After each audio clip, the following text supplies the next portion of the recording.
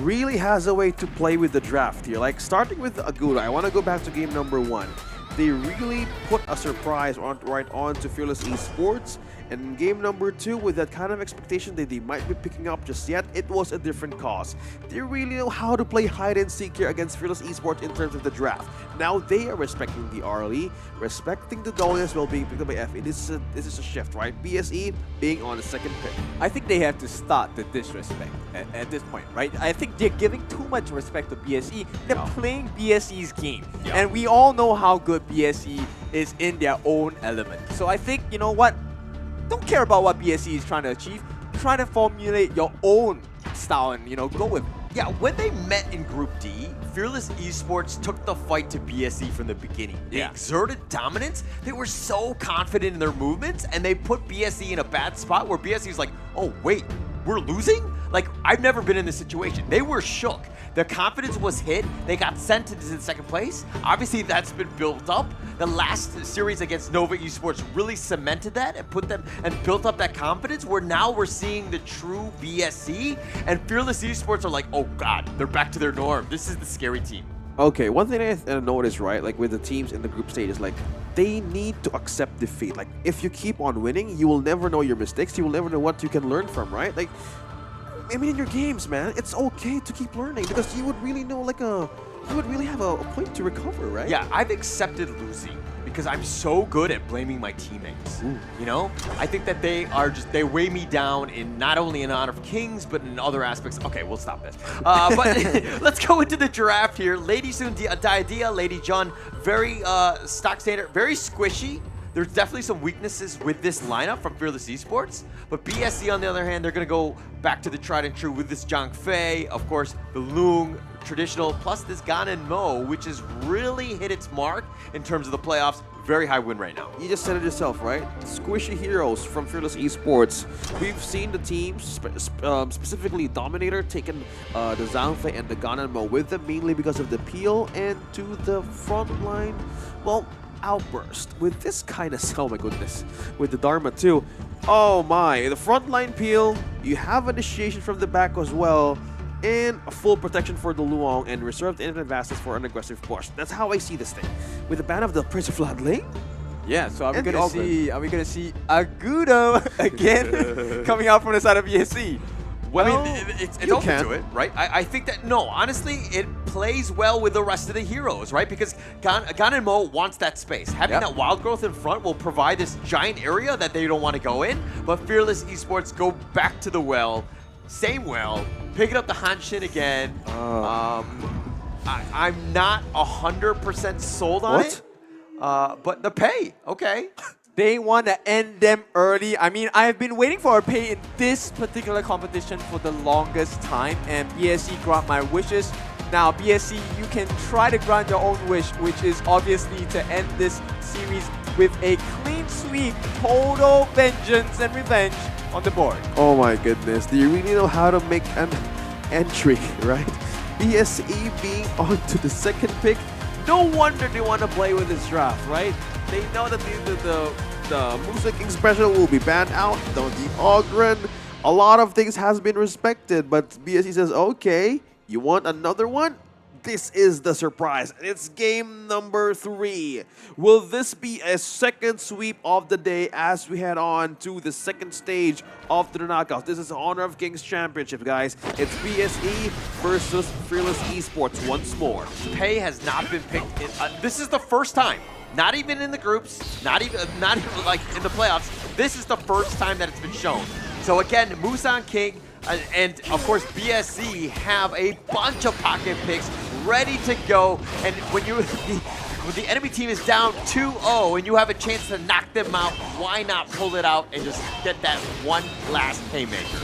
I think it's an important thing for teams like nowadays, right? I know you go to this with the best of 3 win, the best of 5, you win or lose, despite maybe getting or chasing that first objective or getting that priority steal onto the Zhangfei or Luong. But one thing also shakes them up is a surprise pick. So maybe, just maybe in the next stages here in the knockouts, we might see different changes on how to secure games too. Yeah, but look, okay, KK Woodwind doing a good job of securing the bottom lane, pushing out JR. Jay had to back off as well. He's doing the walk of shame, but JR is low. He's just hit level 3, which is, you know, catching up to KK, but he was pushed away, so he wasn't able to kind of contest that. So again, Fearless Esports need to win the small battles first. Oh no, big mistake. Musang King first blood, and it's DaoDao. They get the revenge, and this is not going to plan for the side of BSE. This is a rare mistake. An early game kill too for Fearless Esports in less than 2 minutes. As an idea, you would really want to go in and out for the lanes right now just to get in with the EXP and gold. So with that kind of first blood kill, right, this will open up a small window for the idea to be safe mostly, and a space for DaoDao just to invade camps of BSE right now. Yeah, with Musang King down, this is the opportunity. You got to take advantage of it. I think DaoDao needs to do he knows where the space is. He's going to need to take away as much as possible. Kindofu was talking about how Pei has that great early game and kind of looks to close the game out as soon as possible. But if you limit his farm, he's going to have a harder time, right? Yep, especially when he doesn't have buff or, you know, gets killed off. That's going to slow down his timing. That's going to slow down his growth. And that's going to ultimately put him down below. Okay, speaking of being below, I think Woodwind right now, a greater adjustment on how he rotates, this will really activate the idea's passive, right? Granting the luck into the battlefield with granting gold and EXP. With the presence of this of Woodwind alone, making his way through the mid into the top lane, this is really secure also the gold lead. That's what we're seeing here up top in our counter. So Fearless Esports and of course Woodwind making his way with the idea. So far it's great. It's doing great with the early game start. Yeah, it's a really good start for Fearless Esports, right? They really needed this type of game to kind of just dictate things, right? I think if you want to let them have a chance and really ride this DaoDao, you know, Hanshin train, you got to get him a good start. He needs to get that farm. He needs to get himself going. He needs some sort of way. And he's going in Fearless. I mean, he's trying to take the boars there, kind of dueling with Jihong as well. But Musang King now looking to turn things around. He's looking for that pickoff. I think the pickup here is very needed for the Pei to even pop off, right? Like, we're waiting for this kind of space, but so far DaoDao and Fable is just committing on the front line hold, the mid lane hold rather, in countering the vision as well. So no commitments just yet for BSE, but we go back to our pillow fight, Xiang and Xingling. It's just it's like the clash rainbow we expect from the match, right? But BSE, okay. You kind of hesitate for a moment. Yeah, we'll take the Tyrant for this. Yeah, and that's going to be under their nose. But I mean, they traded the Overlord instead, so a little bit of push for a little bit of damage. Not the worst thing in the world for either team at this point. So again, DaoDao will continue to farm, push this through. Okay, look, I think that's once, like, Xiang, like, again, not too much in the top lane. Let's talk more in the bottom lane. JR, KK, I think that this is going to be a big one, right? Just who can provide space for the other so that, you know, they can kind of carry this game. I think that it's pretty neck and neck. Nobody's really, you know, stepping out of position. Woodwind and Jay have been doing a good job of just kind of, you know, protecting their farm laners here. I think that's the main door, right? Protection onto Lady Sun KK. He needs to pop off, but not just yet, because the thing that the Woodwind has been doing most of the games is not letting go on gold lead, because teammates right now is really effective on having the items in. So far, I think Zay would really have an eye on how to counter the rotation that Woodwind has been doing, and it would be a great way of slowing things down a bit, because good thing that FE is trying to build up with the adjustment by getting them with EXP and gold, but also you need more kills too. Oh, DaoDao catches eyes. I think one of the things that we need to take a look at is DaoDao has consistently stolen so many camps away from Musang King. This is the first time in the series we've seen Musang King been dealt that lower farm card. Yeah, he hasn't been able to just kind of make, you know, take as much farm as he'd like. He's definitely behind, which is a little worrying. I'm not a huge fan of how things are playing out for BSE. I think Fearless Esports have limited what they can do, you know, as they build up this lead. They have a 1K net worth lead, which has been great for them. So they're going to continue on with this. But look, I think I don't know if it's just like Busan King just not being as comfortable on the pay or what, because, you know, you don't really see him so far behind in the jungle lane at this point, usually. Is he waiting for a time to pop off here? How's the item gonna show? Like, will he wait for a second or third item for Musa King to shine, or just be safe? I think they should have to go for the lady shield. That's exactly what they're trying to do now. Right now, it's really about the map control, because an early game-centric draft requires you to have information on your opponent. And once you don't have the vision control, it's not going to work out. Yeah, that's They tried. Busan King goes in and gets stunned up as well. It's going to be the destined encounter used as the countermeasure, and they knock them up. Xiang, he tries his best, but will have to give his life.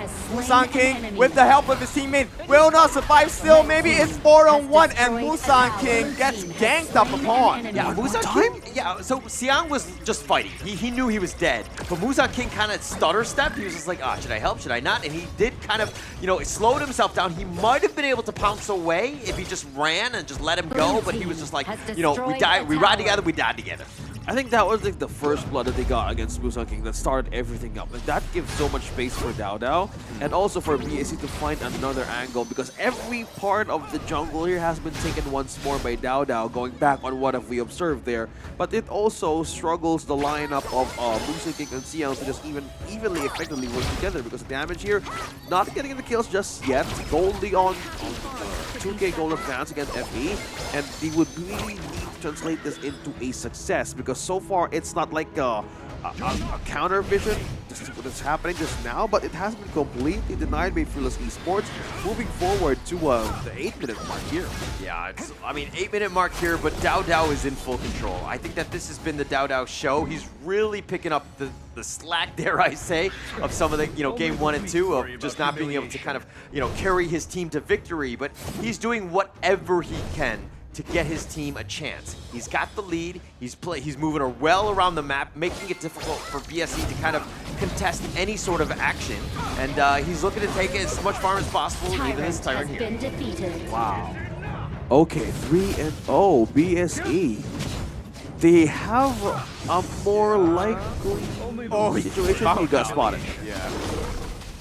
Okay, that was so cool. Okay, we were kind of seeing some chances, but he's not letting go of him just yet. Xiang trying to fall back. He's not going to get that. Blue team has destroyed a tower. Okay, a little bit of a change here for BSE. We see the change of. Okay, JR, he commits, he gets Fable instead. That is the squishy one that they're looking for, but Dao on the back lines looking for more. Sir, holding on to his ultimate, holds it for too long, and JR now in mortal danger. Uses the infinite vastness to get out as they look for more in the jungle on the side of BSE as well. Hey, Mr. Busan King, he needs to find an opening for the team, because right now it's pressure on pressure for the side of BSE. Okay, we kind of putting out the focus here on how Musa King is just the second kill out of Fearless Esports right now. But one thing also we need to know, like, how is the Luo doing? We're seeing two items here being built up. We have the Master Sword and the Eternity Blade slowly being picked up. And will this be the answer for Fearless Esports? Because maybe, just maybe, Busan King is like, okay, I know you're going to be focused on me now, but how about the rest of the team for BSE? Yeah, so Busan King is still level 13. I mean, it looks like there's a skirmish in the top lane. I think JR is still in prime position to help carry his team. He's gonna need some help. He's gonna need Busan King to start doing some damage at some point, but you do have Jihong. You can't count out the couple's blade, especially if he's able to just get some nice chunk damage before the team fight happens, kind of, and then will prevent them from really going in. And it's aided by the fact that Dao stood next to him. Right, Zingling now eating a couple of flaming palms at the face. It's unfazed at this point, level 14 with Dao. And they need to translate this buy time from BSE right now by taking these objectives, but I think they're more likely to enter with this contest. How will they prevent another wipe?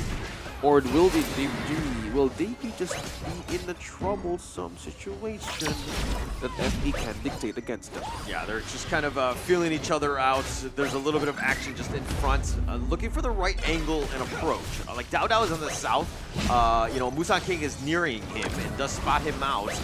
But Jay getting gone on. He's taking most of the damage though. So again, feeling out process, but no real action, no kills to speak of. I think they're just very being systematic here and how to approach this like counter, like come back onto the middle stage of the game. It's just hard for them to just be aggressive and they can completely be punished. Yeah, look at how smart this is, right? BSC were like, they're just kind of feeling each other. No one's really going in, but then, you know, Dao actually takes the overload. Yep, they lay the beast down. Right now they're looking for damage, but Xiang has to be pushed back. Dao catching him on the backlines. He's making them run away. Catches them in a flurry of hits as well. Nobody dies just yet, but it's a big win for the side of Fearless Esports. They got the Overlord. Okay, we have seen some moments of hesitations for BSE when they really overextended their position.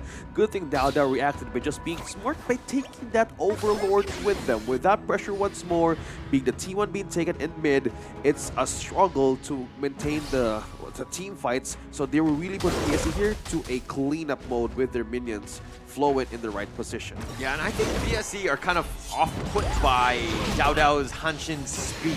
The fact that he was spotted, you know, south of the Tyrant, and then all of a sudden he was all the way in the Overlord, like completely did not expect that, right? And they were kind of just feeling each other out. They thought the fight was going to happen at the Tyrant, but it was the Overlord first taken, BSC then tried to go for the Tyrant, and then the fight, the skirmish happened. So again, Fearless Esports, like 2 steps ahead at this stage. Completely, man. Like slowly the lead at 3K, or Overlords and Vanguards pushing in down bottom and as well as all lanes. This would really call the attention of BSE. Do you want to put them to a tight spot to even react? But they're just being safe. But being safe here in this game sometimes could really mean a destruction moving on, as the T2 is in trouble here that has been taken by KK. Yeah, just systematically done, taken out, no real risk, right? BSE were not even in position to defend. Now they're going to have to just chase the ghost, so to speak. But the Tyrant was picked up, so they did get something. But now a little bit of action here. Just a little bit of a feeling out process. But Woodwind, look at it go. Yep. Not just yet. There's nothing more, right? I don't think they want to overcommit at this point because, let's be honest, I think, you know, if they really fight an honest 5-5, I still think BSC takes it. I think, yeah, it's the caliber that they have right now, but the flash of Xiang is on cooldown, so they would really need to have a great timing here to use the outburst too. It's a bit of a layer since the Xiong has knock up as well. And with FE here being controlled, FE controlling rather the pushes here in all of the maps, they need to be more prepared how to answer the team fight because the threat and the stronghold of combat of BSE is still high, man. It's not yet done. Yeah, so look, one of the big differences between this game and the last game was that BSE really don't have a whole lot of catch. I think that they've lost a lot of, you know, CC, and Dao has just been able to just run around literally freely wherever he wants to go. I made the joke that he ran the triathlon last game. He looks like he's running 2 or 3 of them, but he's getting a lot of farm. I mean, he has 11,000, right? 700 gold. This is a man that's finding farm all across the map. He's taking everything, even from his own team. He has just so much farm at this stage. Yeah, also, we've seen Fable not using the Venomous Staff mainly for this reason. Focusing more on the Massive Agony on the first item, mainly on the damage of the iceberg or the flowing side. It's an advantage. Oh, they're laying it down. The beast is caught, and right now KK is falling a bit low. If he dies, it's over. There's no more damage coming in from the side of Fearless. Xiang gets caught on the backlines as well. Will move back. JR working hard on the singling. He gets the kill. And now it's going to be a 1-for-1 trade. Takes the fall. But right now, as long as they have the surviving members in the form of JR, they should be able to clear the waves. And on the backlines, we see the pay. Musang King is falling low. He will get the TP home. How did they manage to peel that amount of HP for KK? And that's the only thing that they needed. Push him off the base and probably get some HP from the camps too. But that was a very smart move. But it was they kind of like missing. Good thing that FE had a greater hold and literally preventing the kill onto KK. Yeah, look, Woodwind with the absolute save, right, onto KK. If KK dies, that was an absolute disaster. It was like minimal in that sense. I mean, they did trade with England and Jay, but in the end, Woodwind with that ultimate team fighting save. If KK dies, BSE opens up the map, they take over, the mid T1 is probably taken out. That just, you know, pushes them back, lets BSE have an opening back in this game. Because of that save, it didn't happen. FE's still in the driver's seat here. Okay, they need to also make sure on how to even close the gap by taking out the high ground turrets of BSE.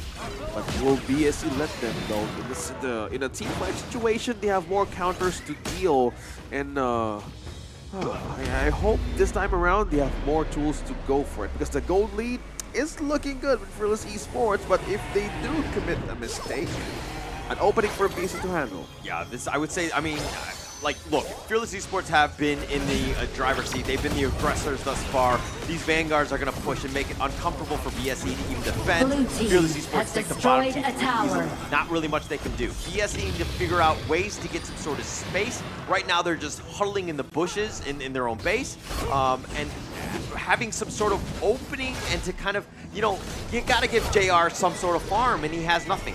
Okay. I think the main situation here of BSC is probably the opening, because they really are finding for that open window. Because right now, Fearless Esports has more hands on getting across the map right now, getting that tyrant for them, and also a push too. They're really putting BSC in a tight spot to just keep on defending. So we're seeing the struggle of the lineup as well.